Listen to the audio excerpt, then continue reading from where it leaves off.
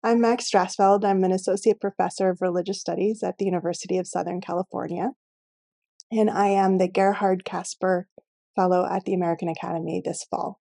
My area of specialization is rabbinic literature. So that's a body of Jewish literature that comes from the first 6 centuries of the Common Era. And specifically, I'm interested in gender and Jewish law. So in my talk, I take these very old texts about eunuchs and androgynes, and I weave them together with contemporary US anti-trans laws. And I do this very anachronistic thing for 2 reasons. The first is that it helps me to think about what it means to write in this time and place as a Jewish trans person about this history. And the second is that we see in the US all kinds of Christian evangelicals claiming that religion is timelessly opposed to trans people, and that in order to protect religious freedom, we have to regulate trans bodies, trans lives.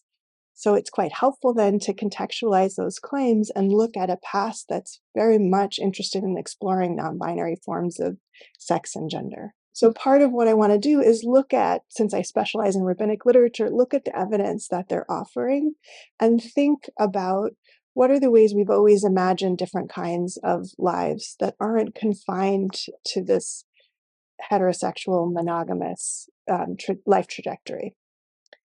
The second project is a kind of personal essay.